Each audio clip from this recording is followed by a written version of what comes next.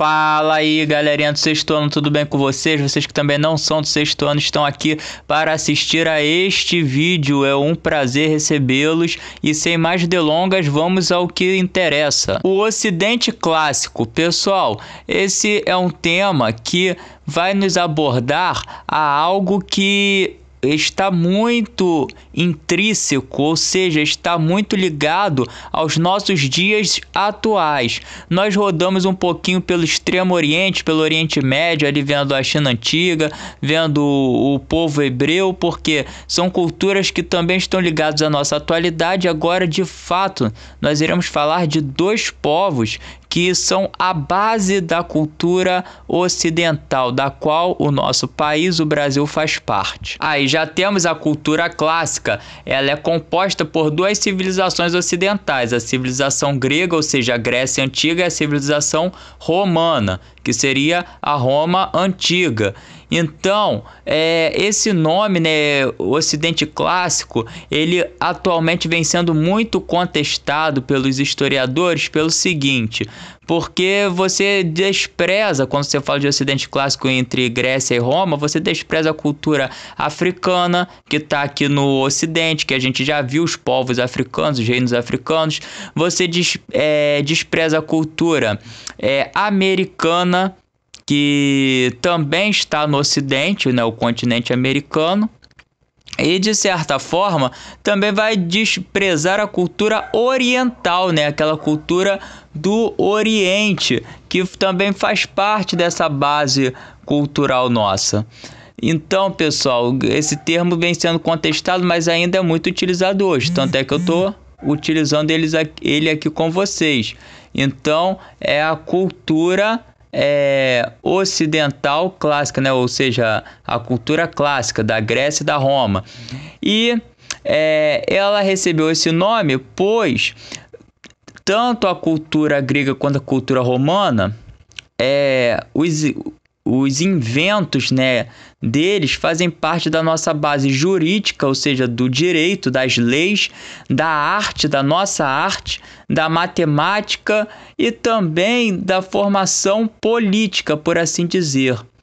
E nós vamos ver alguns exemplos desses aspectos, né, na arte, na política e no esporte. Vamos ver agora. Nas artes, pessoal, nós temos aí a ideia de simetria, harmonia e proporção, né, que vão se destacar nas esculturas e pinturas, principalmente na Grécia, e que vai ser copiada por Roma também. A sociedade romana, ela copia muitos inventos da Grécia Antiga.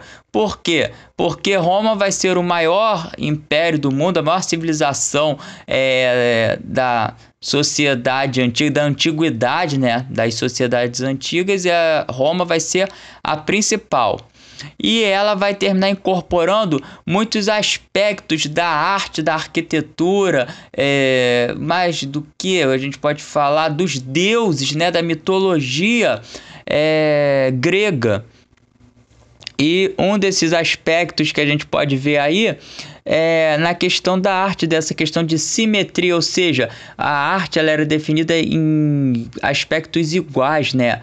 Ela não tinha um braço mais torto que o outro, não, os braços tinham a mesma proporção, ou seja, o mesmo tamanho, que se chama simetria, a mesma harmonia, e não só as esculturas, mas também as pinturas e a arquitetura. Aí vocês podem ver um exemplo de como era, né, as esculturas gregas. Ela valorizava a estética do corpo humano, né? Era essa valorização antropocêntrica do homem no centro, né, do universo ali. E a arte, né, humana, olha o destaque para os músculos do homem, da pintura da mulher também o destaque, né, para os seios, o corpo bem definido e sempre proporcional, né, os braços, os músculos, as pernas, né, até a mesma cabeça, nariz, boca, tudo tentando ser o máximo, tendo o máximo possível de realidade.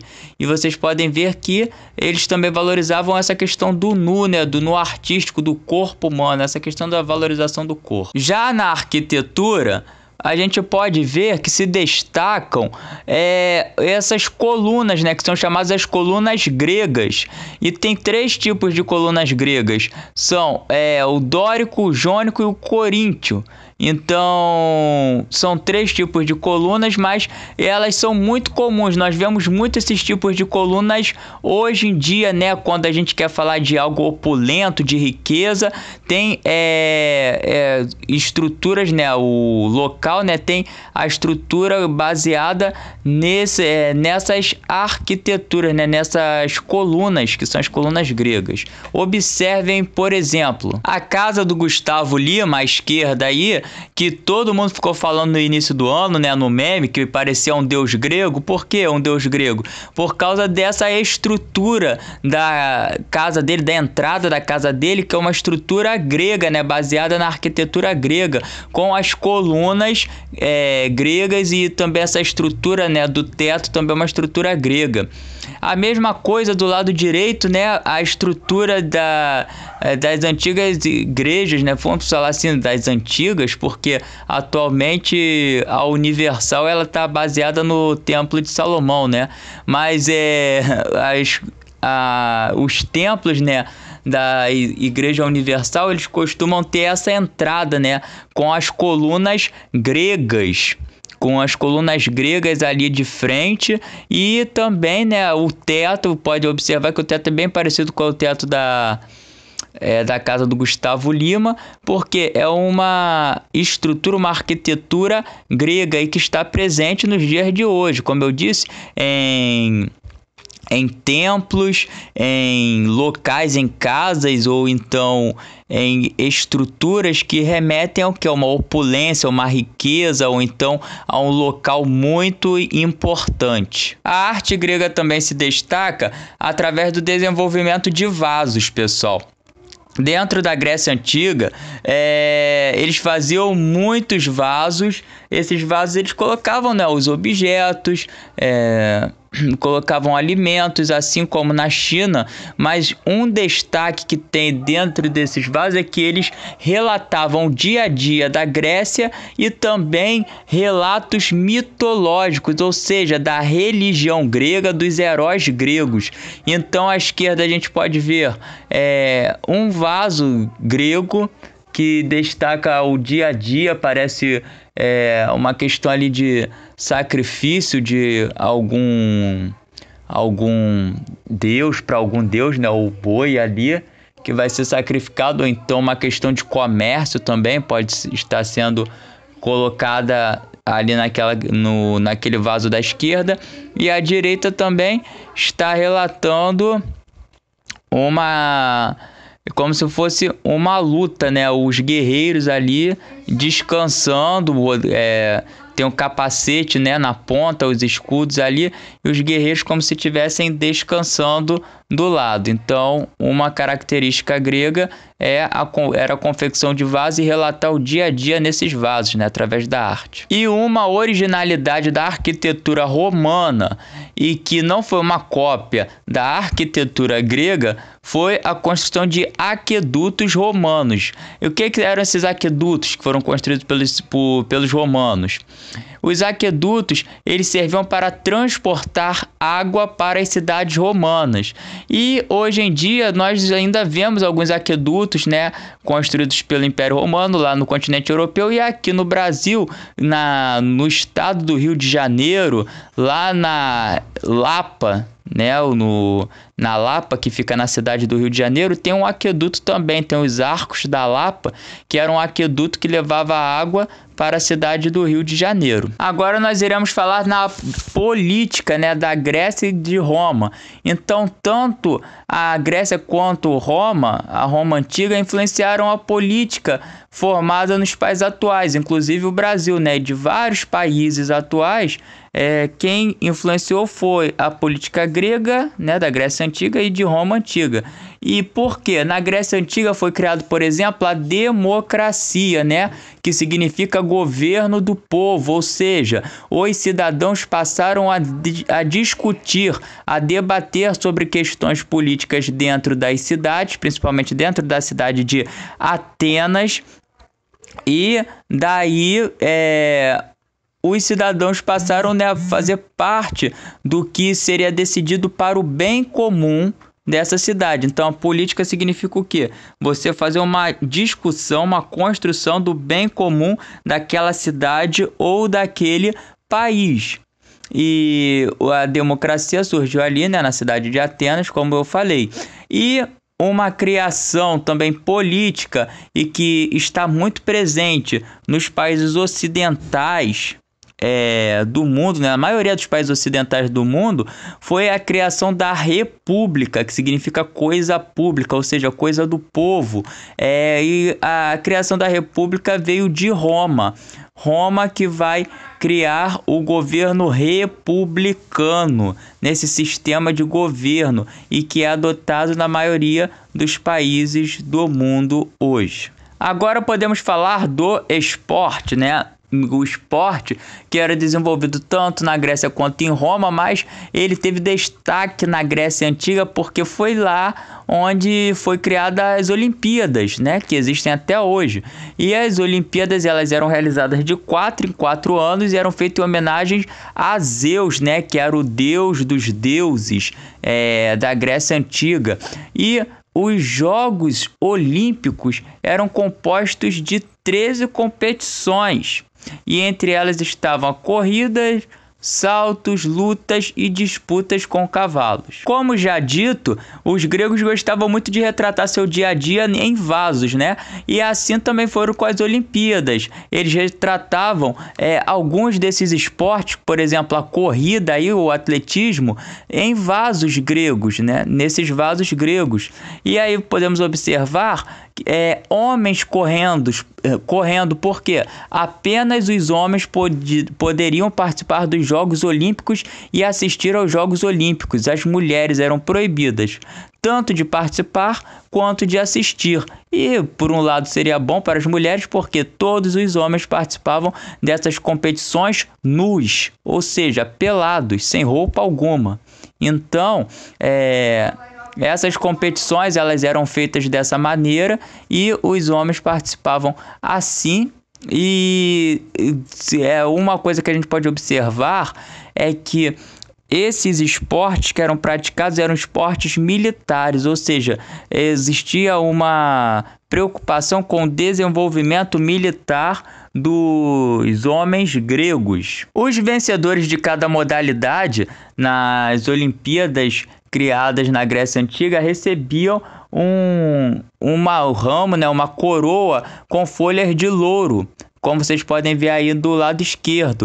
E essa coroa com folhas de louro foram entregues também nas Olimpíadas dos tempos modernos, nos Jogos Olímpicos de Atenas em 2004. Lembrando, Atenas é uma cidade grega, capital da Grécia atualmente, e lá ocorreram os Jogos Olímpicos de 2004.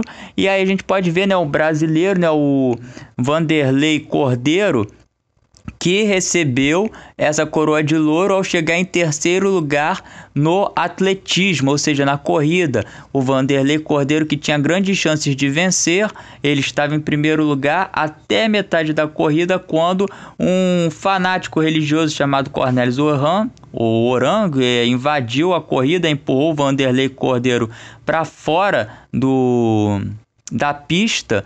E aí, quando ele voltou, já tinham 2 atletas na frente dele. Mesmo assim, ele conseguiu manter o terceiro lugar, se recuperou e conseguiu a medalha de bronze para o Brasil. Os Jogos Olímpicos, atualmente, eles são chamados de Jogos Olímpicos da Era Moderna e começaram em 1896. Atualmente possuem 42 modalidades.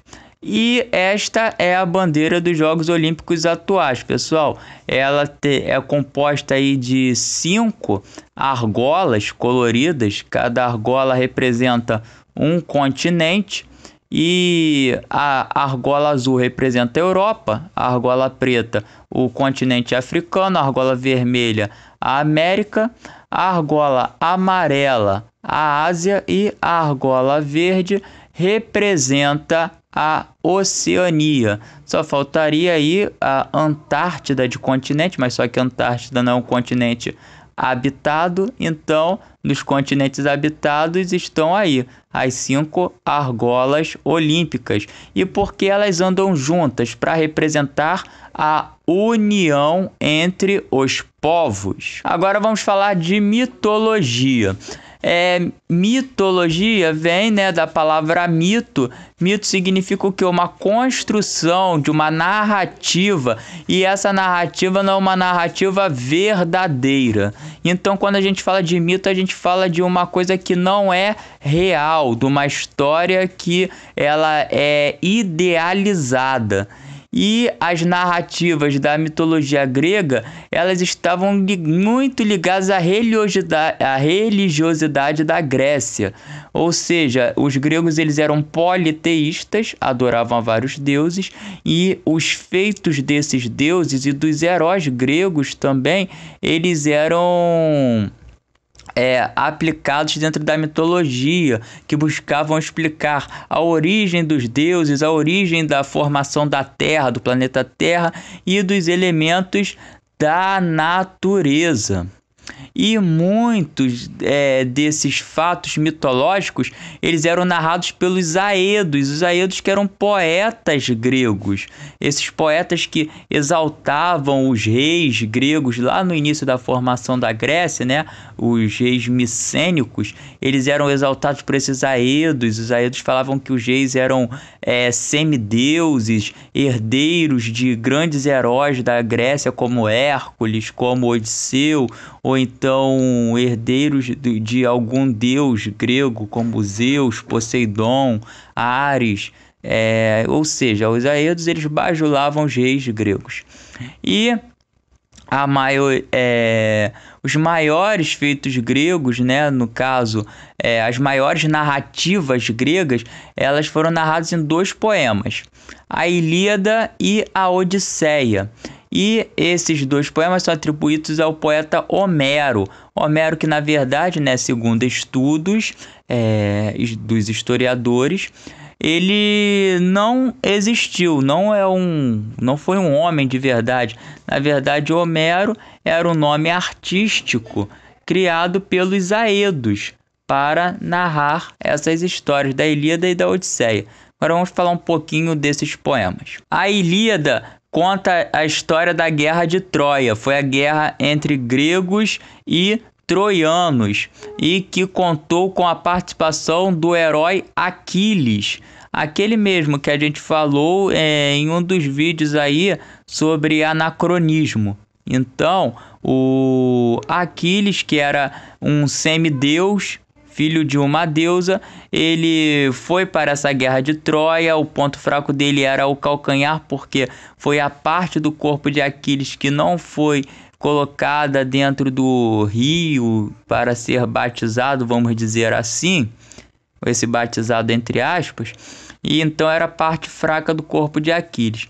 E uma das maneiras que os gregos encontraram de invadir a cidade de Troia, os muros da cidade de Troia, que eram impenetráveis, foi através de um presente, um cavalo que eles deram de oferenda para o deus Poseidon, assim ficou narrado, para poderem ter uma volta abençoada para casa.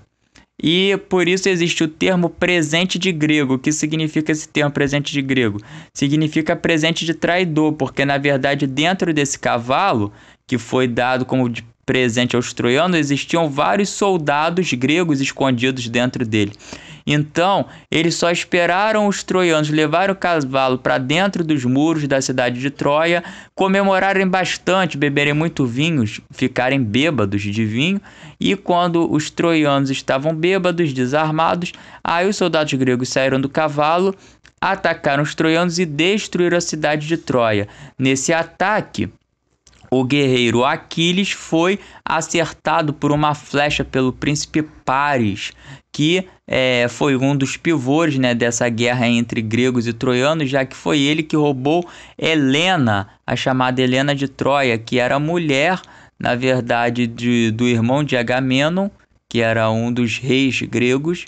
E a beleza dessa mulher que atraiu o príncipe Paris fez com que existisse uma guerra entre gregos e troianos, ou seja, a guerra foi feita por causa da beleza de uma mulher. E o Aquiles, ele foi acertado no calcanhar por uma flecha, morreu na guerra de Troia, e assim termina o conto chamado Ilíada. Então daí a gente pode tirar o quê? O guerreiro grego, né, o Aquiles, que era o semideus, que foi morto pelo calcanhar, por isso que tem o tendão de Aquiles, né, o ponto fraco do nosso corpo.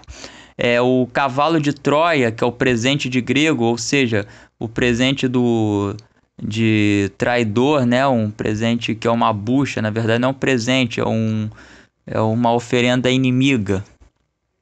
Então são termos que a gente pode tirar desse poema Ilíada. Já a Odisseia é um poema que narra a história de Odisseu ou Ulisses, que foi um guerreiro, um rei guerreiro que participou da guerra de Troia, né? Estava presente ali na Ilíada, e ele quer voltar para casa.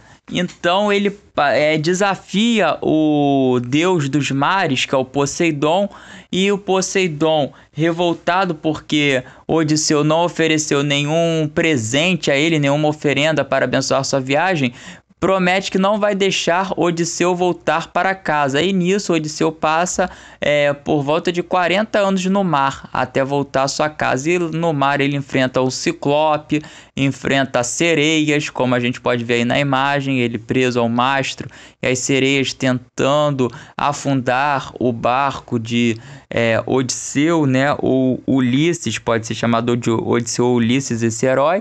E com isso ele leva esse tempo todo até chegar à sua casa na Grécia, né? O seu reino na Grécia. Então essa aí é a história da Odisseia. Por isso que às vezes quando a gente está em algum lugar, fala assim: isso daqui foi uma odisseia. Foi uma odisseia por quê? Porque provavelmente foi um evento demorado, que teve muitos obstáculos, muitas dificuldades para ser realizado. Então quando vocês ouvirem esse termo, foi uma odisseia, quer dizer isso daí. Mas é em homenagem a quem? A esse herói, Odisseu, do poema Odisseia, que levou esse tempo todo, 40 anos, para chegar até a sua casa após a finalização da guerra de Troia. Tudo porque não ofereceu oferta ao deus Poseidon. E falando de deuses, aí estão os deuses gregos, né? Alguns dos deuses gregos. E aí tem a Hera, que é a deusa, né, do casamento e das mulheres. Tem a Deméter, que é a deusa dos cereais e da fertilidade. Tem a Héstia, que é a deusa dos lares. O Zeus, que é o deus dos deuses e deus do trovão também. Poseidon, deus dos mares. Hades, que é o deus do mundo subterrâneo, o deus do submundo, também pode ser chamado de o deus da morte. Dionísio, que é o deus do vinho, da vegetação, ou seja, o deus que gosta do lazer, da farra. O Hermes, que é o mensageiro dos deuses, e é deus também dos pastores, ou seja, dos pastores de ovelha, de carneiro. Afrodite, que é a deusa do amor e também da beleza. Hefesto, que é um deus que é responsável por construções, é o deus ferreiro, né? Que ele construi a armadura dos outros deuses. Ares, que é o deus da guerra.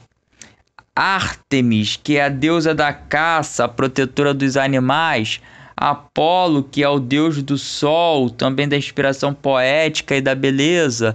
E Atenas, que é a deusa da sabedoria, ou seja, cada deus é responsável por um elemento, ou da natureza, ou um elemento humano. Os deuses gregos, além disso, eles eram comparáveis aos seres humanos porque eles possuíam sentimentos semelhantes aos sentimentos humanos, como raiva, vingança, alegria, orgulho, e também possuíam, né, os aspectos humanos. Eles eram esculpidos pelos gregos como seres humanos. E aí nós também temos alguns deuses romanos, pessoal. E o interessante dos deuses romanos é que eles copiam bastante os deuses gregos. Por exemplo, Baco, que é o deus do vinho, Júpiter, que é o deus dos deuses, Netuno, deus dos mares, Vênus, deusa da beleza, Vulcano, né, que é o deus ferreiro também, Mercúrio, que é o mensageiro dos deuses romanos, Marte, deus da guerra. E vocês podem observar que o nome de alguns deuses romanos são nomes dados aos planetas do sistema solar, como por exemplo Marte, deus da guerra. Ele representa, né, o planeta Marte atualmente, que é o planeta vermelho, porque foi dado o nome de Marte a Marte, por assim dizer. Porque Marte é um planeta vermelho, vermelho é a cor do sangue, da guerra. Então, como Marte era o deus da guerra na mitologia romana, então o planeta vermelho ficou sendo chamado de Marte. Agora, Netuno, que é um planeta azul, de coloração azul, ele vai receber esse nome porque o deus romano Netuno era o deus dos mares. Então, por isso que o planeta azulado do sistema solar é chamado de Netuno, em homenagem ao deus dos mares romano, Netuno. Júpiter, que é o maior planeta do sistema solar. Então, o deus dos deuses romano era Júpiter, então o maior planeta do sistema solar é chamado de Júpiter. Esses são alguns exemplos que a gente pode colocar aí. Agora, o alfabeto e o teatro grego. O alfabeto grego ele é utilizado até hoje para a matemática, a física, porque alguns elementos desse alfabeto são utilizados em cálculos físicos e matemáticos. Ele é composto de 24 letras, incluindo vogais e consoantes, e ele foi incorporado por vários povos, como os romanos e os indianos, por exemplo. Além disso, o alfabeto grego serviu de base para o alfabeto cirílico, que é o alfabeto utilizado pelos russos. Então, se vocês forem comparar as letras do alfabeto grego com a do alfabeto russo, elas serão muito semelhantes, porque a base do alfabeto russo vem do alfabeto grego. Já o teatro grego, ele nasceu da festa religiosa e cívica ao deus Dionísio, pessoal, que a gente falou, é o deus do vinho, é o deus do lazer, e essas peças de teatro, elas eram feitas ao ar livre, nesses grandes teatros, como vocês podem ver, né, os chamados anfiteatros. Por quê? Porque lá do palco central, quando os atores representavam, as pessoas conseguiam ouvir até sentado na última arquibancada desse anfiteatro, porque era um lugar bem plano e que dava eco na voz dos... Eco não, né? Dava uma sonoridade de amplificador na voz dos artistas. E 2 gêneros principais foram criados dentro do teatro grego. A comédia, que era quando tinha uma peça do gênero comédia, era feita com máscaras felizes, igual a gente está vendo aí, e o gênero tragédia, que quando era realizada uma peça do gênero tragédia, era feita com a máscara triste. Então essas máscaras também foram inventadas durante a Grécia Antiga pelo teatro grego. E as peças de comédia, elas tinham o objetivo de recorrer ao humor para fazer críticas aos costumes da época, né, do cotidiano, e aos políticos gregos também. Já a tragédia, ela tinha como tema uma mudança drástica no destino das pessoas, ou seja, uma hora a pessoa estava feliz no seu cotidiano, de repente ela virava um guerreiro que tinha que salvar a Grécia, por exemplo. E daí podemos partir para a filosofia grega, que faz parte do nosso dia a dia, né, do pensamento humano contemporâneo também. A filosofia grega, que buscava explicar também a criação da natureza, o surgimento do mundo e também as atitudes dos seres humanos, as práticas humanas, mas não pela mitologia, como faziam os religiosos, mas sim por um pensamento racional e de conhecimento direto. Então existiam os filósofos pré-socráticos, como Tales de Mileto, que queria explicar a origem do ser humano. E ele falava que tudo era água. Por quê? Porque, segundo Tales, o ser humano era constituído, em sua maior parte, de água. O planeta era constituído, em sua maioria, de água. Então, sem água, não existiria o universo, segundo Tales. Já Sócrates, Platão e Aristóteles vão ser filósofos preocupados mais com questões humanas, do pensamento humano, da razão humana, pessoal. Então, para Sócrates, Platão e Aristóteles importava o mundo das ideias, a educação do homem, como o homem iria proceder no campo político, certo? E aí vocês podem observar a figura desses camaradas, ó. Da esquerda para a direita a gente tem Tales, Sócrates, Platão e Aristóteles. Lembrando, Sócrates foi um filósofo, o Platão ele era discípulo de Sócrates, e então ele vai ser aluno de Sócrates, e Aristóteles ele foi aluno de Platão. E quem vai ser aluno de Aristóteles vai ser Alexandre o Grande, um imperador grego que conquistou o território desde o Mediterrâneo, na Grécia Antiga, até o Oriente, chegando à Índia. Ou seja, o pensamento desses caras era muito forte, né? Eles eram interessados nessa questão da conquista, da política, da razão, de como o homem iria proceder, de como o homem iria elaborar suas ideias. Aí, trazendo mais um cadinho para o mundo romano, a gente pode falar do latim.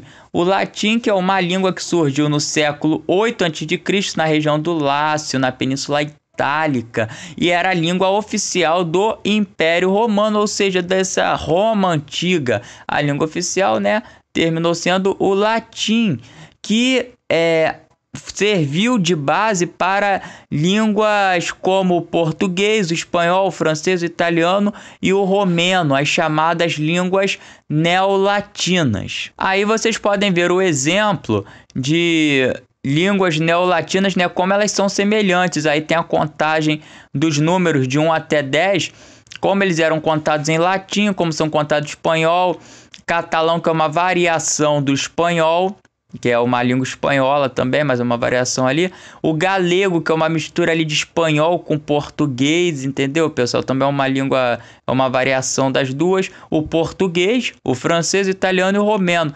Olha só, eu sei, eu peço perdão porque a imagem está um pouquinho ruim, mas dá para perceber. Por exemplo, no 3, olha só, o 3 em latim, 3, espanhol, 3, catalão, 3, galego, 3, português 3, francês aí que já é um pouquinho diferente, que vai ser o 3, italiano 3 e romeno, que eu não faço a mínima ideia de como se fala isso, mas deve ser um 3, entendeu? Então vamos por aí. E ainda falando de Roma Antiga, a gente vai falar do direito romano, ou seja, as leis que existem hoje na nossa sociedade, elas são baseadas nas leis criadas durante a Roma Antiga, durante a República Romana, leis que favoreciam os plebeus, que era a base da sociedade romana, que era um povo mais pobre, para se protegerem dos mais ricos, que eram os patrícios. Os patrícios queriam mandar, queriam desmandar nos plebeus. Os plebeus deram um jeito de conseguir representatividade dentro do Senado romano, dentro das Assembleias romanas. E ali foram criadas as leis das 12 tábuas, que garantiam esse direito de proteção à população, né? Protegiam os mais pobres do autoritarismo dos mais ricos. E dentro dessas leis romanas, dessas 12 tábuas que foram criadas e que perduraram durante todo o Império Romano, mais tarde, quando esse Império Romano foi dividido em duas partes, Império Romano do Ocidente e Império Romano do Oriente, o imperador Justiniano, ele vai juntar essas leis das 12 tábuas, né, o melhor dessas leis, e vai criar um código, resumindo elas, chamado de Corpus Juris Civilis.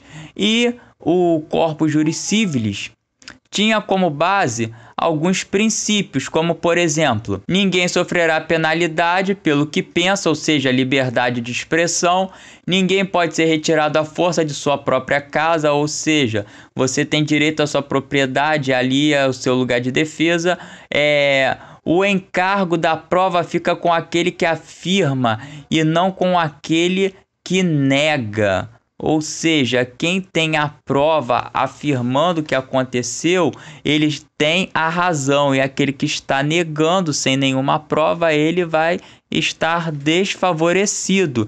E aí vocês podem ver, pessoal, a capa, né, desse Corpus Juris Civilis resumida, né, ou melhor, editada na época que ela foi impressa, já durante a Idade Moderna, e fizeram essa capinha. Mas é disso que a gente tem a falar hoje, sobre